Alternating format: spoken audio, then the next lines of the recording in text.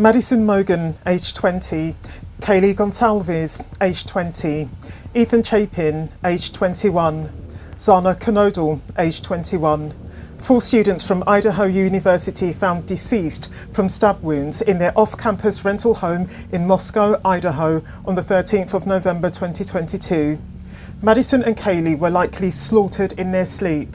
Ethan, meanwhile, was slain, say some reports, in the doorway of Xana's room, Xana herself sustaining multiple defensive wounds in her subsequent fight against the KILLER before succumbing to the person's vicious attack. Now, who done it? Do subscribe, give the video a like, drop a comment and donate. Hit the thanks button below, I'll appreciate you. Hello, I am Officer Loangus. Stops being audio and video recorded. I think you know why I stopped you. You ran the red light. What actually happened was I was stuck in the middle of the intersection. Yeah, so I was behind you the whole time. Yeah. A defensive but yet calm response from this driver to the police officer's statement. Yeah. So technically you're not supposed to enter the intersection at all for that reason, because if the light turns red then you're stuck in the intersection and then you run the red light. So that's the reason I stopped you. Do you have your license on you? So would you explain that to me a little bit further? So in Pennsylvania, when you're stuck like in the intersection, you have to make the left.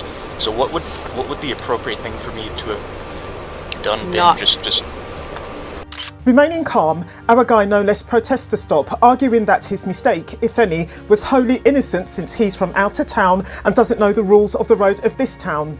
He's now asking the cop a question back, manoeuvring her into a defensive position. This is arguably low-level aggressiveness. Our guy clearly wants to get out of the situation, as would anyone. But as I mentioned, sounding articulate and intelligent, the guy is staying calm.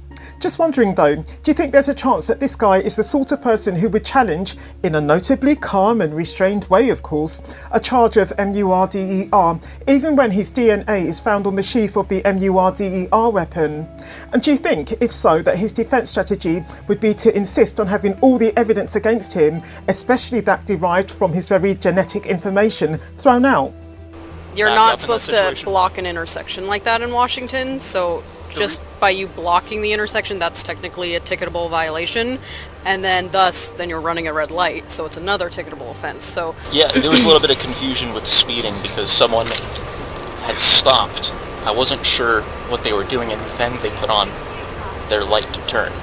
So I thought that maybe they were letting me go through. Oh. Did you see that?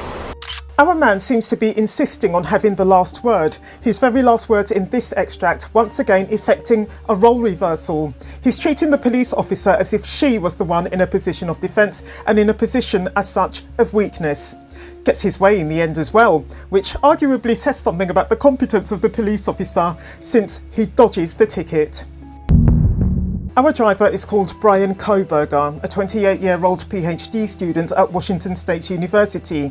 You've just watched his traffic stop from the 14th of October 2022 and note the date. If our man Mr. K is as good at covering his arse and escaping all consequences when he puts a foot wrong as we've just seen, then I personally wouldn't like to be on any prosecution team that has to prove a charge of quadruple MURDER against him, should any such scenario ever arise. The suspect behind the Idaho student slayings of the 13th of November 2022, Bryan Kohberger himself, won't by any means be the first person to KILL just to see what it feels like. Likewise, as a former doctoral student researching none other than criminal justice, your man Kohberger will again not be the first person to have gone from criminologist to criminal, say. At the time of this recording, bloke's sitting in jail waiting for his day in court, which, at the time of this recording, was set for the 2nd of June 2025. But despite your man's circumstances as at January 2025, given in particular his highly academic background, not to mention the huge pushback that he's mounting against his 4 charges of MURDER and his single charge of burglary, which I'll be showing later in this vid, is he no less a criminal genius? Now, if you follow true crime cases, you know how important every detail is when it comes to solving a crime. This case is no different. Moscow police working tirelessly to piece together evidence. For weeks, they canvassed the area, reviewed surveillance footage, and spoke with neighbours and friends of the 4 victims. While investigators were scouring for clues, they released some key pieces of information to the public. For instance, there was no sign of forced entry into the home, suggesting that the victims may have known the killer. Additionally, the police revealed that they had found a White Hyundai Elantra on security footage in the vicinity of the crime scene. Then, on December the 30th, 2022, the case took a dramatic turn. Bryan Kohberger, a 28-year-old criminology student at Washington State University, was arrested in connection with the murders. Kohberger had been under surveillance for weeks, and authorities had gathered significant evidence linking him to the crime. Surveillance footage, for a start, had placed Kohberger's White Hyundai Elantra near the crime scene on the night of the murders. On this point, the FBI have since denied being behind the two traffic stops that the suspect was subjected to on the 15th of December 2022 in the course of his drive from Washington to Pennsylvania, his hometown, which he made in his car with his father. According to some, the two said stops were made to let investigators get a closer look at both the suspect's hands, don't ask me why, and the suspect's car. The FBI have denied putting local traffic cops up to the two stops, as I say, but nobody believes them. Well, it looks to me like many, if not most observers, believe that the stops were the work of the FBI. The car turned out to be a match for the one spotted on CCTV footage, but it wasn't the only thing linking Kohberger to the crime. Investigators had also linked DNA found at the scene to Kohberger through genetic genealogy, which ultimately led them to his family's DNA. This was, naturally, a breakthrough that helped them make the arrest. And it's a key piece of evidence that the defence are requesting to have chucked out of the case. More on that later. Kohberger was arrested at his parents' home in Pennsylvania, about 2,500 miles away from Moscow, Idaho. His arrest sent shockwaves through both the community and the media, as no one expected a criminology student, someone with a background in criminal justice, to be behind such a heinous crime. Washington State University is just across the state line from Idaho. The suspect had previously earned a bachelor's degree in psychology from DeSales University in Pennsylvania. The man has been described by some of those who knew him as intelligent but socially awkward, someone who struggled with fitting in socially. Some of his former schoolmates have said that after being bullied at school for being fat, the man himself became a bully. People stopped bullying him, you see, when he lost weight and got slim, which happened thanks to his newly formed addiction to heroin. Some of his peers have no less said that even when he got slim, he couldn't get a girlfriend, and that women found him creepy and belligerent, and that he got kicked out of a bar, nearly, for stalking the waitresses as he sat and drank.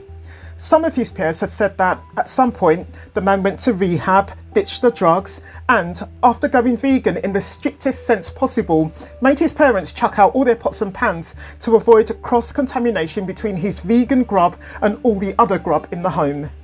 Some of his peers have said that after subsequently getting a job as a security guard at his former school, you know, the one where he was both bullied and bully, he helped save the life of a teacher who was having an asthma attack. Side note, a lot of the information that I've just quoted doesn't necessarily come from the man's peers. Authorities used genetic genealogy, as mentioned, to trace DNA from the crime scene to Kohberger's family. Even though the suspect was out stargazing at the time of the 4 MURDERS, as he claims, his DNA was found on the sheath of the MURDER weapon, which was, to reaffirm it, found in the property where the unalivings took place. This was a huge step in the investigation, as it narrowed down the pool of suspects and eventually led to Kohberger's arrest. Investigators also found phone records indicating that Kohberger's phone was near the victim's house several times in the days leading up to the murders. In line with this, it is believed that, judging by the trajectory through the property that the perpetrator seems to have taken, the person knew the layout of the property. The person behind the MURDERS both planned and prepared for their vicious crimes. Genius my arse. Leaves his DNA lying around, leaves the jacket to the knife that he used on a bed in one of the rooms, uses his own car to get to the home of his victims, and this wasn't just on murder day. His alibi, meanwhile, is shit. What we saw in the suspect's pre-murder traffic stop was a dumb police officer letting an argumentative twat get the better of her, having failed to recognise the man's response to the stop as a sustained act of manipulation. Stubborn and argumentative is what our suspect is, not fucking genius. He used to go on Reddit and ask people their views on unsolved crimes, and in the project that he wrote for his Criminology Masters, which he achieved in spring 2022, he asked criminals how they prepared for their offences and how they felt both before and after committing their offences. Assuming the suspect is the perpetrator, but innocent until proven guilty of course, the man's master's degree was his personal murder training programme. He killed, if it was him, for the fucked up experience, wanting to see what it felt like to take a person's life. 4 persons' lives. Unsurprisingly then, no conclusive link between the suspect and the victims has so far been found. If he ends up being convicted, the suspect is looking at the death penalty. The suspect's defence failed to get the trial moved out of state, the argument for which having been that their client could never get a fair trial in the state where the murders were committed. Judge told them to shove it. Now then, they're asking for literally every last piece of evidence against their client to be thrown out of the case.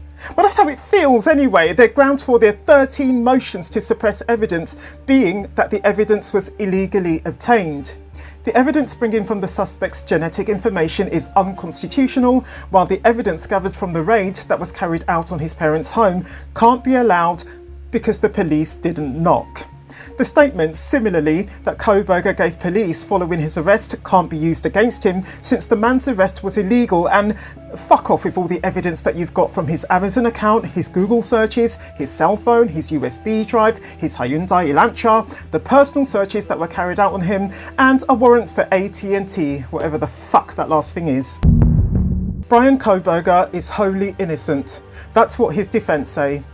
Don't you wonder if it ever occurs to a defence lawyer that their client might kill them or others if they walk free, or that they, the lawyer, might be killed by a former murder suspect who was defended by someone else and who, even though they were guilty, likewise got to walk? Well, just an idea. Money and fame, those, I believe, are the reasons why defence lawyers do what they do. Not necessarily knowing that their client is actually guilty is, of course, another reason why they defend the person. And don't you just hate it when someone takes a swab from your very mouth and then goes and plants it on a knife sheath in a house where no fewer than 4 murders have just taken place? I mean, annoying or what? I'm sorry for Kaylee Goncalves, Madison Mogen, Ethan Chapin and Xana Kernodle, for their families and for their friends. If this video has gripped you, I recommend you to watch this one next. I'll meet you there.